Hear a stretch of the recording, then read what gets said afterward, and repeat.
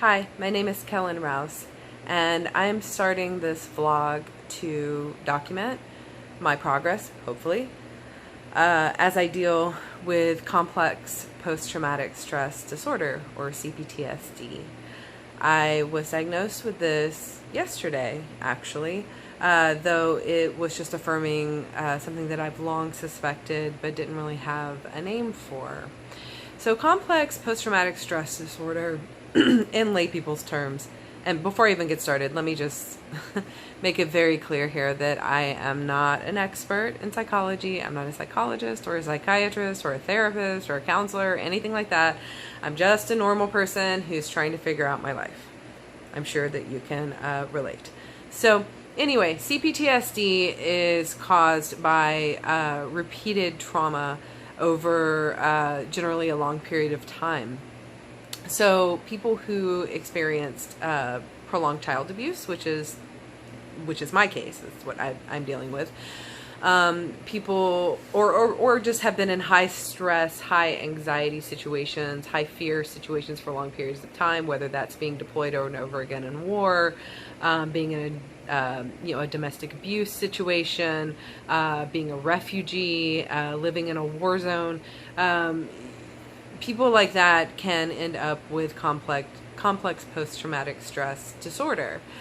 I have long suspected that I had some form of PTSD, and I started thinking about this really about 15 years ago. I know it seems like, wow, 15 years ago, that was forever ago, right?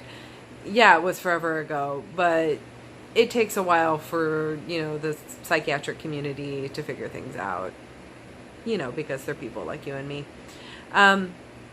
I started thinking about this during the Second Iraq War because vets were coming home having not necessarily had one big flashpoint trauma that was causing PTSD or symptoms of PTSD, but who had just been deployed over and over and over and over again, and were dealing with this high stress, high anxiety, high fear situation where they had very little control over what was going to happen, and they were coming back with symptoms that looked a lot like PTSD. But they didn't fit really the definition of PTSD that was widely accepted in the psychiatric community at the time, which was that there would be like trauma, like one big thing that happened that would make these people have symptoms of PTSD.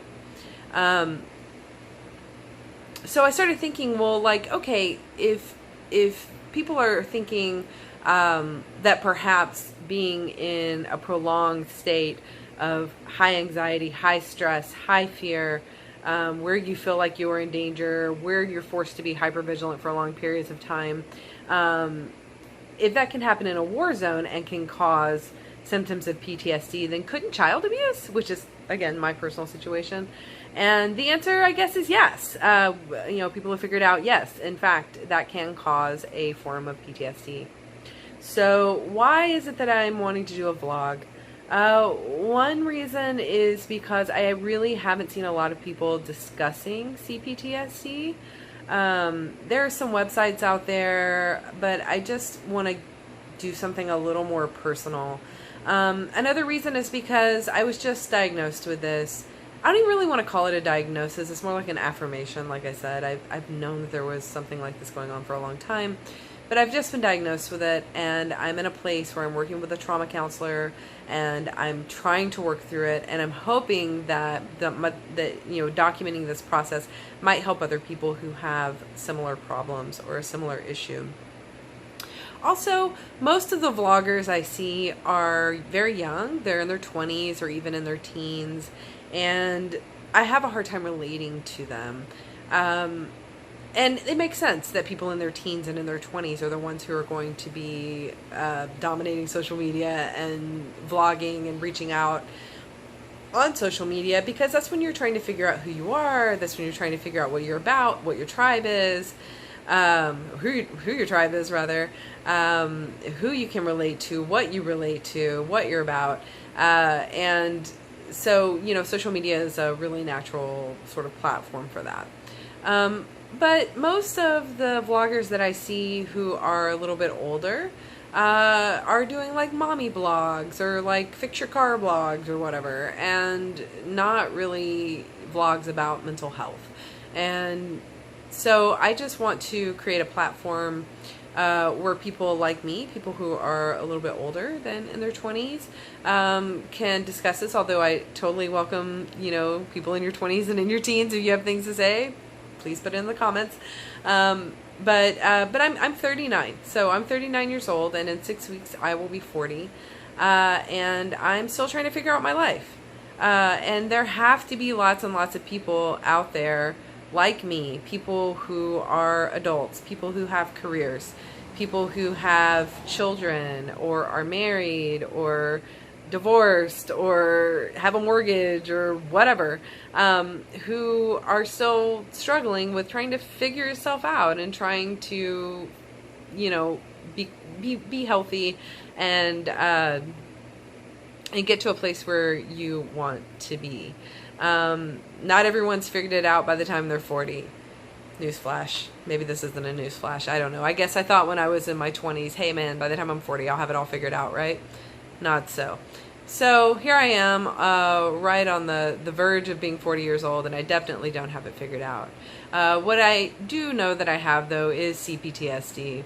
I've been misdiagnosed since I was 11 years old with other kinds of psychiatric issues, including depression, anxiety, mood disorders. But I think really that all of those diagnoses are just symptoms of c-PTSD. c-PTSD makes a lot more sense to me than all of these other diagnoses, again, which to me seem more like symptoms. So a little bit about myself. The first 20 years of my life was really hellacious. I am a survivor of child abuse. My mother was my primary abuser. Secondarily was my stepfather, my uncle, to a lesser degree my father, and then other people here and there. And I have suffered a lot from the fallout of that, during the second 20 years of my life. I have, for the most part, been able to be functional. I've been able to hold down a job. I even raised a kid and did so well. So, all that pop psychology that you see all over the place about, if you've had a screwed up childhood, you're going to screw up your kid. It could be true, right? But it's not necessarily true. In fact, 70% of us do not go on to abuse our children. But I have a lot of problems with connecting with people, trusting people, sleep disorders, just all kinds of things that I really, really am going to try to work through. So I am seeing a therapist who specializes in trauma, and I'm hoping to document my process as I go through that. Eventually I will unpack a little bit some of the things that happened to me, for those of you who may be survivors of child abuse yourself. But I don't want to go too far into the particulars of why I have PTSD or c-PTSD, because I don't feel like that everyone is going to be able to relate to all of those little details about my life. But you will, hopefully, especially if you're suffering from this yourself, or trying to survive it, or whatever, living with it. Hopefully you can relate to the things I have to say about living with c-PTSD and trying to, in as much as is possible, recover from it. So I hope that you will subscribe. I hope that you'll follow and watch my videos. I also hope that you will comment and tell me what you would like to hear about. What would you like me to talk about? What are some things that you've experienced? And please be kind. Be kind. I mean, just don't be a dick, right? I mean, there's no reason to be. I know that, of course, the trolls are out there and they're all going to do their thing, and I'm going to do my best to ignore them. But I would like for this to be a safe space for people to discuss trauma, c-PTSD, how you deal with it, what you do, what your life is like. Let's just be real with each other. In the interest of being real with each other, I want to make a comment on my appearance today. So I obviously am not all glammed up, and that is because A, I don't really do that very often, and B, because I haven't left my house today. It's about 8 o'clock p.m. and I've had no reason to leave my house. I've had no reason to groom myself. I haven't even brushed my teeth today. I know, oh, so gross, but like, I have a hard time feeling motivated to do anything sometimes, and at other times I'm fine, or I seem fine anyway. But today's one of those days when I really had no motivation to do anything. I've been this way about 3 days now. I've been in a funk. It's hard on me, it's hard on my boyfriend, it's probably hard on my dog, who knows, right? But I'm sure that there are a lot of people out there who can relate to that. And so, I hope that you will subscribe to my channel, and that you will follow, and that you will comment. Thanks for watching my first video.